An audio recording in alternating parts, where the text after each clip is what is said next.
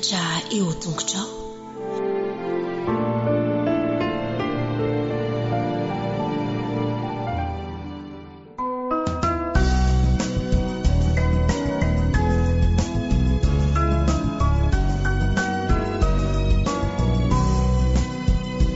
Enisautanao Jesu malalo chachizao futona mamizao yanaranai antunguchao izahai izaipianachao kuambitenenale Jesu malalo izahai iainuchalanao kahirote nyadamina itwechapechakawampunaya kuambitenenale Jesu malalo izahai iainuchalanao kahirote nyadamina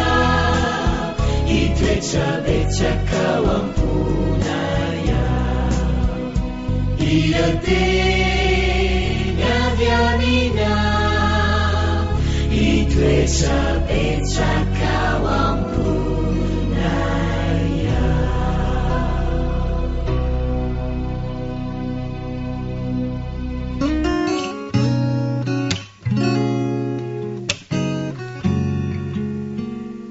Manaona daholo ianareo rakizy namako, faly indray ny tenako tafahoana aminareo amin'ity sabata mahafinaritra ity. Eny, hiaraka amerinetiny lohahevitra fafito ary isika izay manao hoe mahiratra indray aho, mahiratra indray aho. Izany hoe jamba izany aho teo aloha fa ankehitriny dia mahiratra indray. Ny andalan-teny izay natao tsianjery dia hitantsika ao amin'ny asan'ny apôstôly 8:5 manao hoe fanaka voafidy izy, fanaka voafidy izy. Asan'ny apôstôly 8:5 arak'izany andalan-teny natao tsianjery izany rakizy dia izao voafidin'Andriamanitra ka izasy ianao eo ary nofidiny hanao ny asany manokana. Ary izany indrindra nge no votoatin'ity tantara izay arahantsika androany ity andao ary nge ianao izany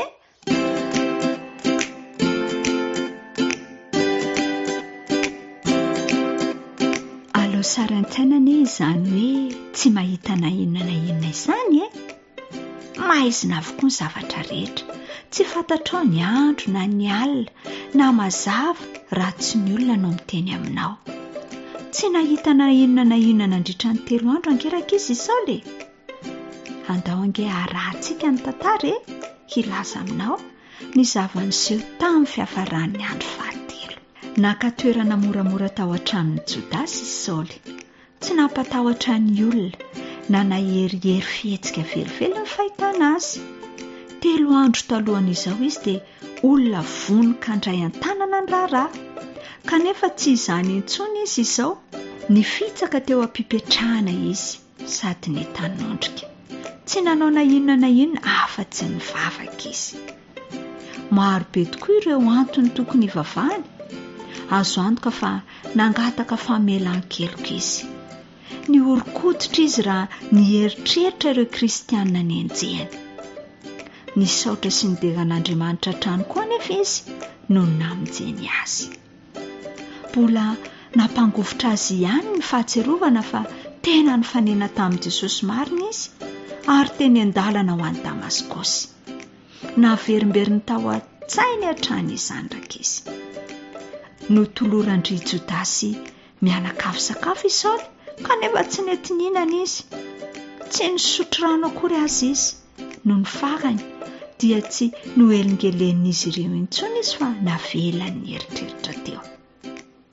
Vetivety dia nielina ny erana ny Damaskosy ny vaovao. Tonga i Saoly ilay mpanenjika kristianina tena enjana.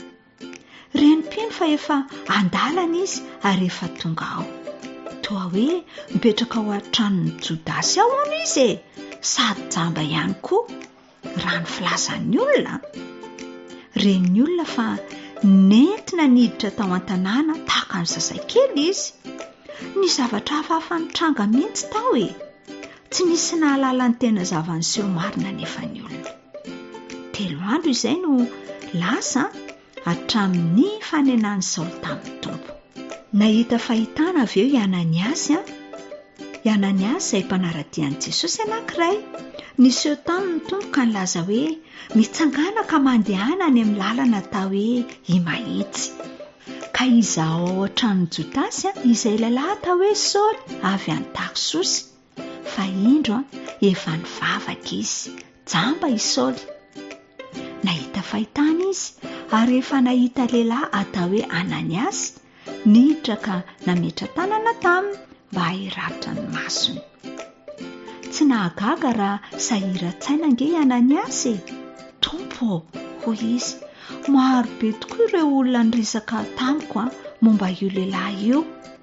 Nanao zavatra mahatsiravina tamin'ny olona tao Jerosalema ange izy. Izao izy tonga te Damaskosy indray.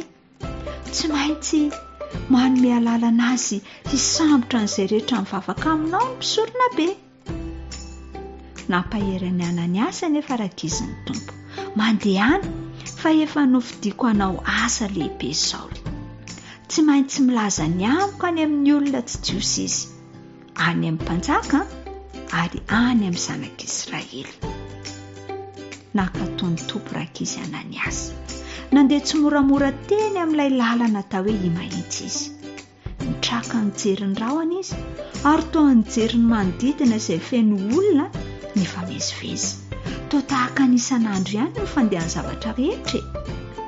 Naifikify ny Ananiasy ange ny lohany. Tena tsy araky ny mahazatra velively ny fahitana ny zavatra rehetra. Ka vao avy nahazo fahitana tamin'ny tompo izy ary indro izy fa efa iaona amin'ilay Saoly mpampiororo izay voalazan'ny tompo fa efa tonga piny. Tonga tao an-tranon'ny Jodasy amin'izay ary Ananiasy. Hita ny Saoly mipetraka mangina tao. Jamba ny masony ary efa teo ampiandrasana azy. Nangoraka azy tokoa angeraka izy Ananiasy. Nametra tanana tamin'ny Saoly sady nilaza hoe ry Saoly rahalahy, ny tompo dia Jesosy izay niseho taminao teo amin'ny lalana nalehanao no efa naniraka mba hahirata amin'ny masonao ary mba ho feno ny fanahy masina ianao.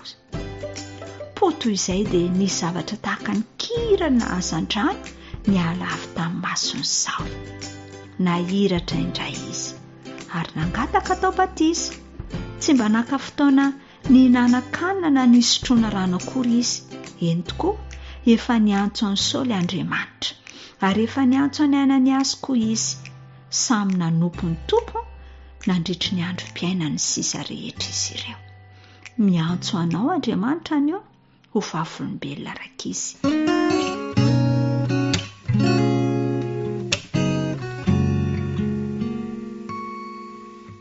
Miarabantsika tanora zandry indray ary. Hiaraka indray isika hamitina ny zavatra izay nianarantsika, izany hoe ny lesona izay nianarantsika nandritry ny herinandro. Lesona fahafito ihany koa no nianarantsika nandritry ny herinandro izay nitondra ny lohateny hoe tao andavaka, tao an-tranomaizina, tao andapa. Tao andavaka, tao an-tranomaizina, tao andapa. Ny tsy anjerintsika dia arak'izay hitantsika ao amin'ny Romanina 9:5-7 ka hatramin'ny 7:30. Andenge ho averintsika le izy. Iza no asaraka antsika amin'ny fitiavan'i Kristy? Fahoriana va sa fahantrana? Sa fanenjehana? Sa mosary? Sa fitanjahana? Sa loza? Sa sabatra? Araka ny voasoratra hoe fa noho ny aminao no namononanay mandrakariva, toy ny ondry ho vonoina no fijery anay. Kanefa amin'izany rehetra izany dia manoatra noho ny mpandresy isika amin'ny alalan'ilay tiantsika. Lava dia lava le izy mino fa nanao ezaka, mety hoe mbola misy sahirana nefa ny anampy antsika neny fanahy masina dia ampatsiahy an'ireny tenin'Andriamanitra ireny. Andeha ho fitiantsika ary izay nianarantsika nandritry ny herinandro. Haintsika tsara fa tantaran'i Josefa no ny anarantsika. I Josefa dia nandalo fiovam-piainana ngeza be mihitsy.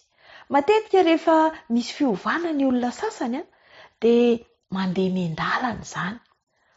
Fa tao amin'ny fiainan'i Josefa dia tampoka be ao anatin'ny ndray mpimaso, ao anatin'ny ndray andro dia mivadika zavatra hafa ny fiainany. Andeha ho tanisantsika kely ange. Voalohany indrindra aloha izy dia zanaka tena tiany dada, zaza nianta. Kanefa tao anatin'ny ndray andro monja dia indro fa tonga andevo i Josefa. Andevo izay nanompo olona tsy fantatra. Ary nandritry ny 10 taona be izao no nanompony an'izany olona izany. Ny zavatra nafinaritra nefa araka ny lesona izay nianarantsika dia nambinina izy sy notahiana tao anatin'izany. Tamin'ny andro anankiray tampoka tsy nampozina indray anefany, satria Josefa efa andevo notiavina tahaka ny zanaka, dia nisy fandrika anankiray indray niseho dia noho ny endrikendrika izay nataon'ny vadiny Potifara, izay tompony, dia nanjary gadra indray izy. Lasa ilay lehilahy gadra any anaty fonja lalina indrindra. Tao anatin'izany toe-javatra izany anefa dia mbola nambinina ihany izy, nampian'Andriamanitra ihany izy. 30 taona i Josefa, 17 taona izy raha tamin'izy lasa andevo, amin'izao izy zany 30 taona mbola ao anaty fonja. Fa tao anatin'ny indray andro indray dia niova tampoka indray ny fiainany. Ilay izy aloha zany voafonja, fa voafonja no tiavin'ny olona ary nikarakara an'ireo voafonja. Fa tao anatin'indray andro dia lasa tandapa izy. Lasa isafy anaty Panea, ilay ambany kely noho i Farao, mpanapaka ny Egypta manontolo. Fa inona raha tsy ambaratelon'i Josefa ary tanora namako? Arak'izay nianarantsika dia nanapa-kevitra izy ny ankatohan'Andriamanitra, niaraka amin'Andriamanitra, hanao ny sitrapony ary andeha amin'ny lalàny sy ny hitsiny izay tiavan'Andriamanitra eo amin'ny fiainany, na manahoana toe-javatra izay iainan'i Josefa. Izay no nahatonga azy ho tafajoro sy nahatonga azy ho niakatra foana tao anatin'izany fiainana izany. Fantatritsika fa Satana no manimba ny fiainany, manana tanjona ny aminy Andriamanitra dia nefa ny Satana mametraka sakana foana. Dia haitsika fa rehefa manapa-kevitra hiaraka amin'Andriamanitra isika dia ampivadika Andriamanitra ho zavatsoa ny zavatra ratsy izay ataon'ny Satana eo amin'ny fiainantsika. Eto dia lava ny fotoan-tsarotra nandehanan'i Josefa. Dia indraindray tokoa isika dia mieritreritra hoe mandra-paharoviana ihany, izay efa manao zay mety, efa manao an'izay araka sitrapon'Andriamanitra, tao ela be. Aoka ho fantatritsika fa Andriamanitra manana ny fotoanany, manana ny drafitra omenantsika momba ny fiainantsika Andriamanitra. Ny afatra izay nampitaina tamintsika izany dia manao hoe mandrotsaka ny fitahiana Andriamanitra rehefa manompo azy isika, na dia eo aza ireo sakana izay apetraka Satana. Ny lesona izay nianarantsika izany dia nampafantatra antsika tsirairay avy fa Andriamanitra no mitarika antsika ary manampy antsika, na dia eo aza ny fandrika izay velaran'i Satana. Ary ny lesona koa dia nanampy antsika hatsapa fa mahery noho i Satana Andriamanitra. Dia andeha hifidy isika hanompo an'Andriamanitra na manahoana toe-javatra ary ninona zavatra mitranga n'aiza misy antsika. Izay ary ny lesona izay nianarantsika nandritry ny herinandro dia mirary soa antsika tanora zandry indray.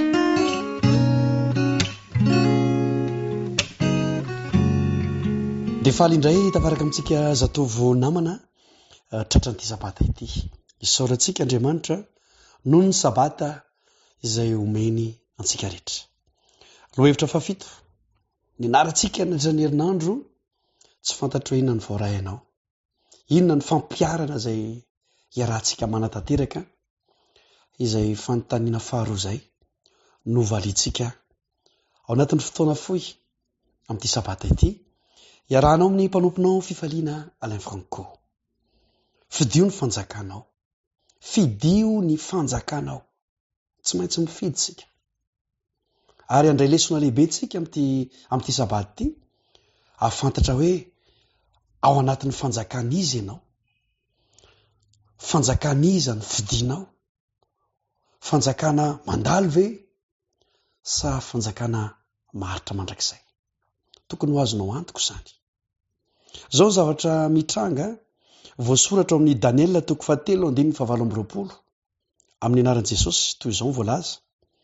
Isaorana ny Andriamanitra Sadraka sy Mesaka sy Abednego izay naniraka ny anjeliny amonjy ny mpanompony izay natoky azy ka nanolotra ny tenany tsy hanompona hivavaka amin'izay andriaman-kafa afa-tsy ny andriamaniny ihany. Zany ny zavatra nresahan'ny mpanjaka. Manina amin'ny maizy azy. Izy mihitsy no nahita. Ary dia niteny hoe isaorana ny Andriamanitra Sadraka sy Mesaka ary Abednego. Tsy haiko hoe mba afaka hiteny an'izany koa hoe namanao na tsy fantatra hoe iza izay mety hoe mifandray aminao hoe tena isaorana ny Andriamanitra ao isaorana ny Andriamanitra reo fa tena mamaly vavaka izy. Maniraka ny anjeliny izy, mamonjy izy. Iza no vonjeny? Mazava tsara ny voalaza. Toy izao ny eo amin'ny tapany faharoa. Mamonjy ny mpanompony izay natoky azy ka nanolotra ny tenany tsy hanompona hivavaka amin'izay andriamanin-kafa afa-tsy Andriamanitra na ny andriamaniny ihany. Mpanompony. Rehefa tena mijoro mpanompon'Andriamanitra isika. Tsy manana andriamanin-kafa isika.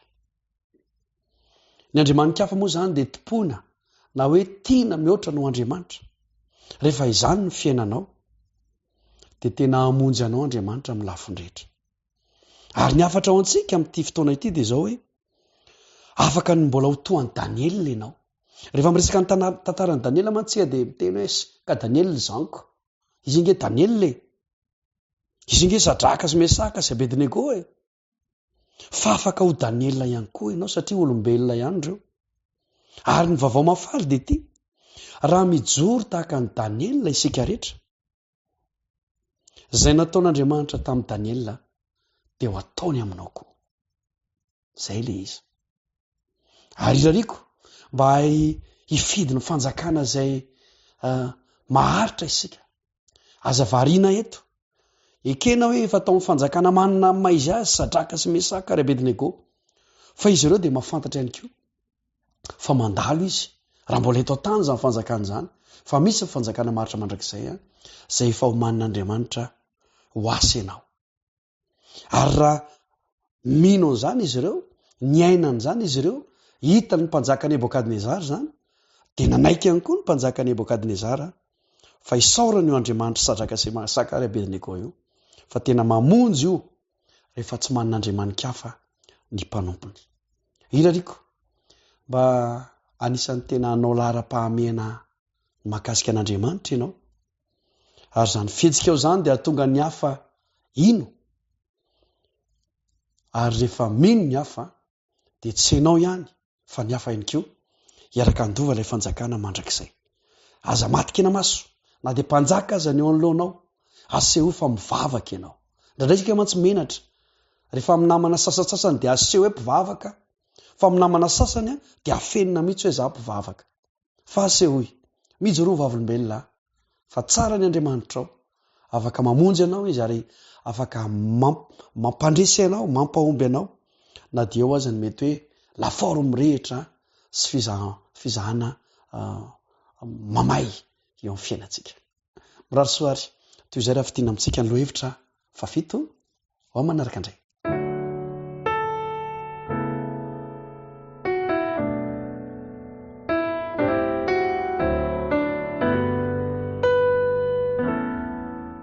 Faly miarabanao manaraka mivantana izao fandaharana lesona sekoly sabata izao. ilesona fahafito no aventsika amin'ity androany ity fizarana voalohany alohan'ny anatanterantsika izany zay lesona malina tokoa satria mitondra lohateny hoe manofana ny mpianany i Jesosy dia manasanao hiaraka hivavaka amiko. Raha inay izany an-danitro midera sy mankalaza ny anaranao masina izahay. Mamindrafony amin'ny tsy fahamendrehanay. Angatanay tompo ny fanahinao masina hiaraka aminay amin'izao famelabelarana izao lesona izao. Amin'ny anaran'i Jesosy Kristy no anonona mivavaka. Amen. Alohan'ny andiniantsika izany lesona izany dia tsara novakitsika ny toko sy andininy eo amin'ny Marka toko 8:4-30 amin'ny anaran'i Jesosy manao hoe ary nantsony anatona azy ny vahoaka mba mimpianany dia hoy izy taminy raha misy tanaraka dia aoka izy andany tenany sy hitondra ny azo fijaliana ka anaraka. Alazaina fa mizara roa ny bokin'ny Marka. Ny tapany voalohany dia maneho ny maha-izy an' Jesosy. Ka ny asa nataony, ny toriteny, ny fanasitranany dia maneho ny maha-Mesia azy. Tao aorian'izay dia hiditra amin'ny atao hoe tapany faharoa dia nanontany andreo mpianatra i Jesosy hoe ataonareo hoiza moa aho. Tiany Jesosy asongadina ny maha-Mesia azy. Indrindra ny lalany izoran'izany Mesia zany izay fantatsika loatra fa ho tonga any amin'ny fahafatesana eo amin'ny hazo fijaliana. Mety tsy takatry ny mpianatra izany lalana izany ary teo no nanazavany Jesosy ny mason'ny mpianany. Araka nateo hoe raha misy tanaraka dia aoka izy andany tenany sy hitondra ny hazo fijaliana ka anaraka izany.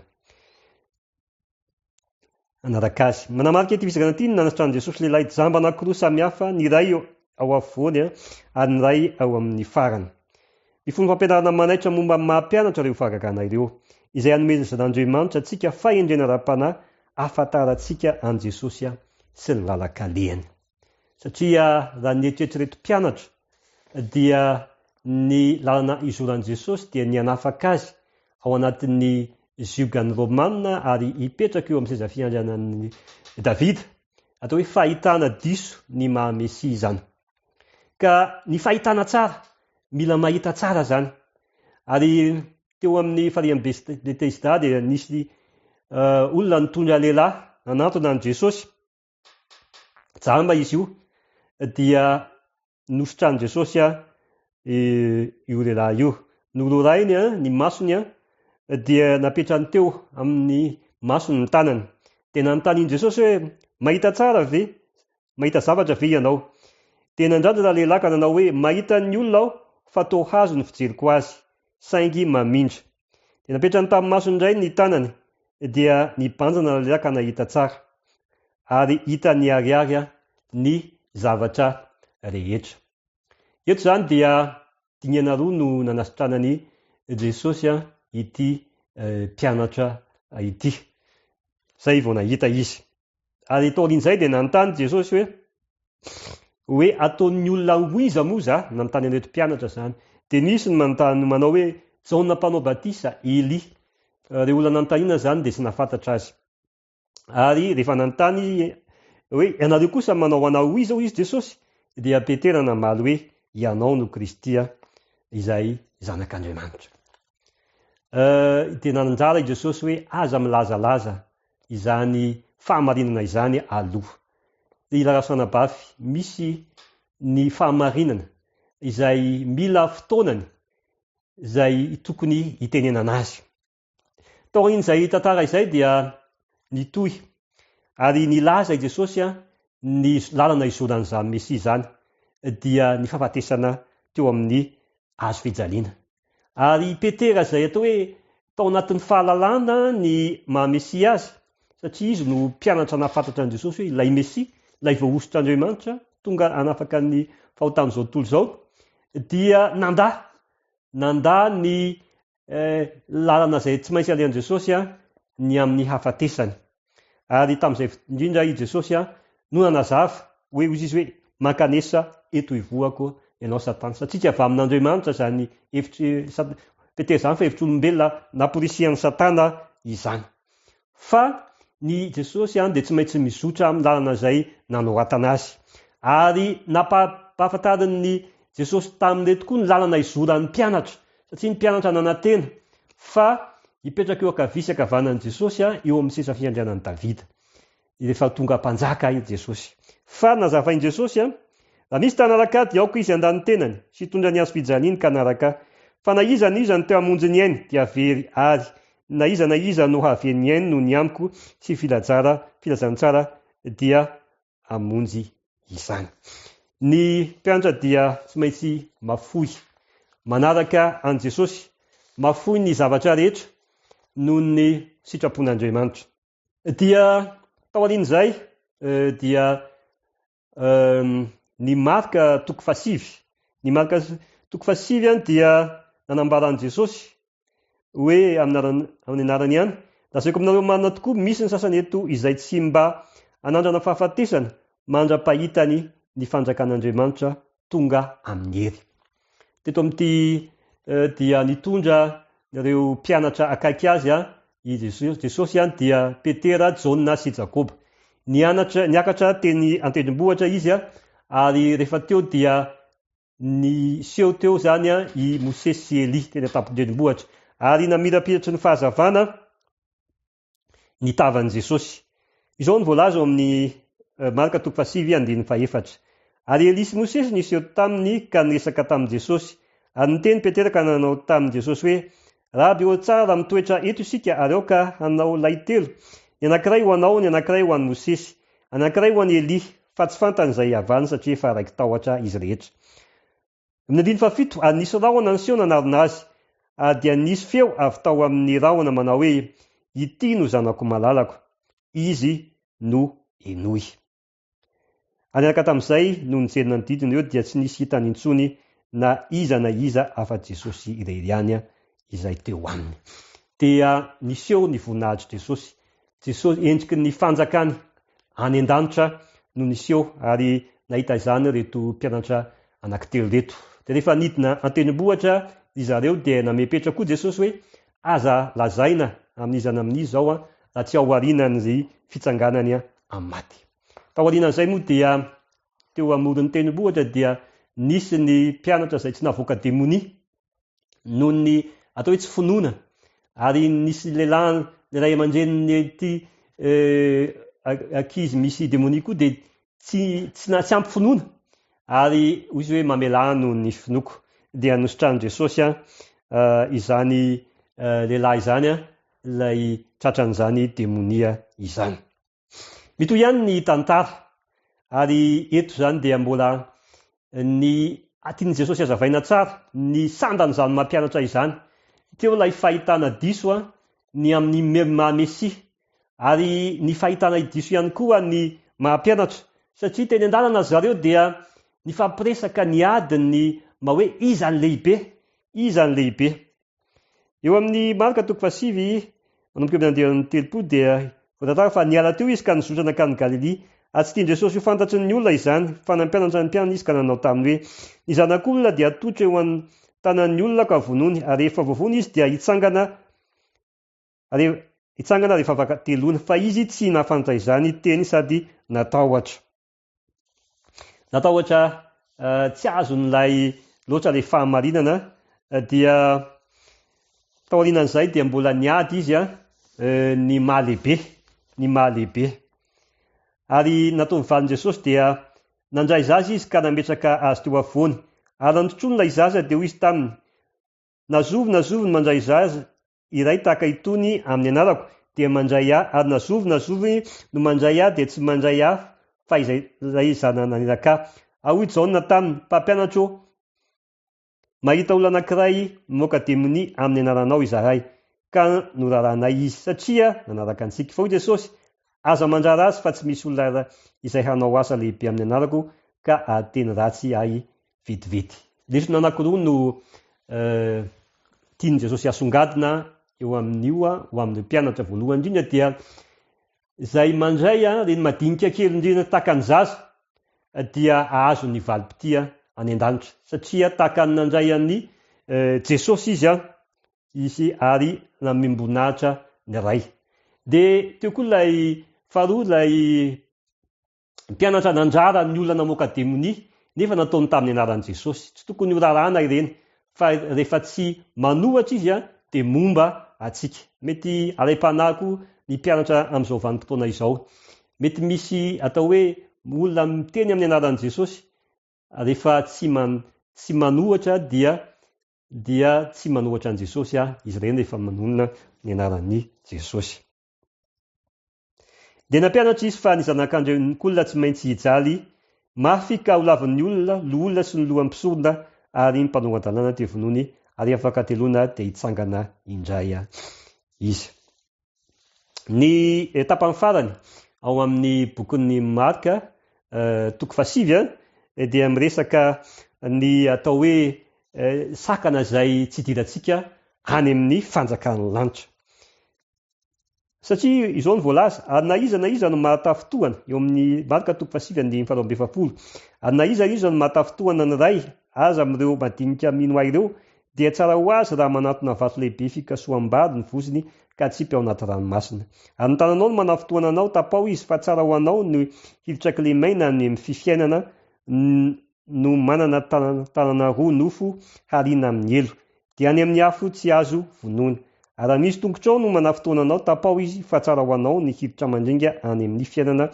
no ny manana tongotra roa nefa harina any amin'ny elo ary ranomasonao no manafotoana anao esory hiala izy fa tsara ho anao hiditra tokamaso amin'ny fanjakan'ny lanitra no ny manana maso roa nefa harina any amin'ny elo any ny ankaniny tsy maty ary ny afo tsy vonoana ry larasy-fanabafy lesona salbidy no nasongadin'i jesosy ho an'reto mpianatra reto voalohany ny voalohany dia ny fanehoana ny mahamesia azy mahamesia fahitana ra-panahy fa tsy fijery ara-nofo dia tsy maintsy andalo ny lalan'ny fahafatesana teo amin'ny azo fijaliana ary hitsangana amin'ny andro fahatelo ho lavon'ny olona ary isy ny hamadika azy dia reo loholona ny mpisorona ary ny mpianany anankiray zay no dingana voalohany ny dingana faharoa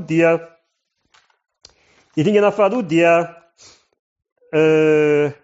ny toerana misy ny mpianatra dia tsy maintsy mandany tenany mitondra ny azo fijaliana misy zavatra atao sorona ao ary fanaranan'i jesosy dia atolotra azy ny tena manontolo ary manaraka azy ary ny finoana dia zava-dehibe eo amin'ny asa fanompoana takalay olona tsy nanam-pinoana dia hoe mamelanty izy fonoko ity dia tam'izay dia afaka nanasitrana ilay demoniaka i jesosy ny fahatelo dia ny fahalebiazana dia tsy tahaka an'izao tontolo izao fa zay ho telehibe ao amin'i jesosy dia ho mpanompon'izy rehetra mandray ny zaza ny madinika ireny dia na misy mampisotro rano dia tahaka na dia raisina any an-danitra zany valim-pitihany zany ary manompo amin'ireny zaza ireny ary tsy manana hevitra ambahana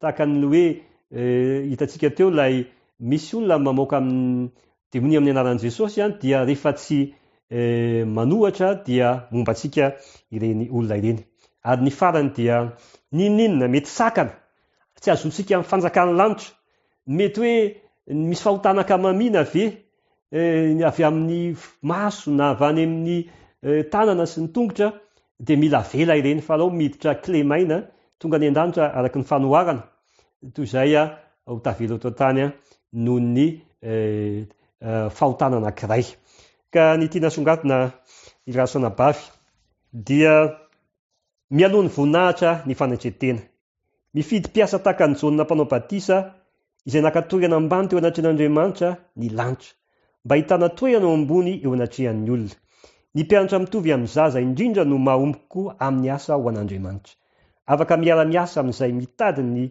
hamonjy fanahy fa tsy ny anandrana an'izao ireo anjelin'ny lanitra izay zavatra rehetra ananantsika tombony raha mihoatra amin'ny hafa mety ho fanabeazana izany sy toetra mampanahy kanto sy mendrika fitaizana kristianina fanandramana ara-pivavahana dia mampanantrosa antsika amin'izay kely tombontso kokoa noho isika ary araka izay azosika atao dia tokony anompo azy isika raha matanjaka isika dia tokony anohana ny tanany malemy ny anjelin'ny voninahitra izay mahita mandrakariva ny tavan'iray any an-danitra dia mifaly amin'ny fanompoana ireny madinika ireny ny fanamangovotra izay mety manana lafitoetra maro azo kianina no karakarainy manokana manatrika manjakarivo amin'izay lana azy indrindra ny anjely dia eo amin'ny manana ny ady mafy indrindra hatao amin'ny tenany ary amin'izay misy toe-javatra makivy indrindra manodidina azy koa iara-miasa amin'ny fanompoana iny ny tena mpanaraka any Kristy marina taka izany ny asa fanompoana ataon'ny anjely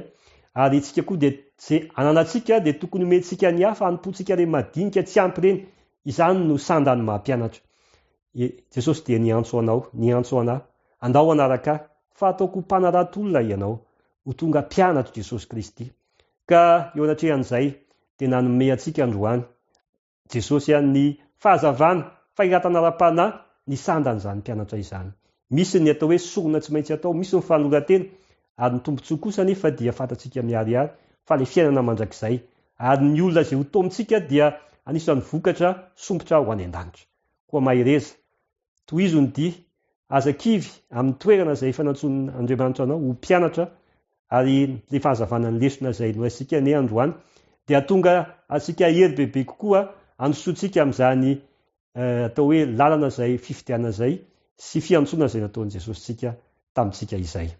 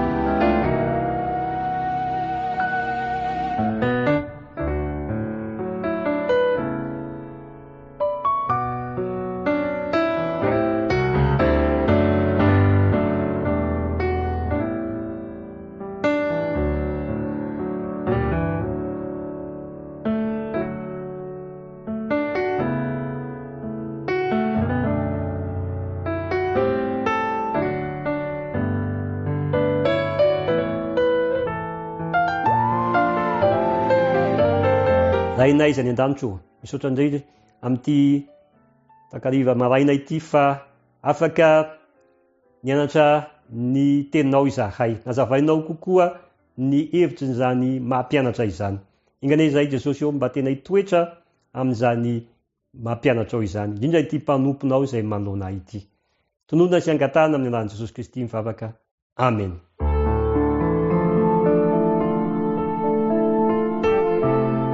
Mianatra eo tongotrao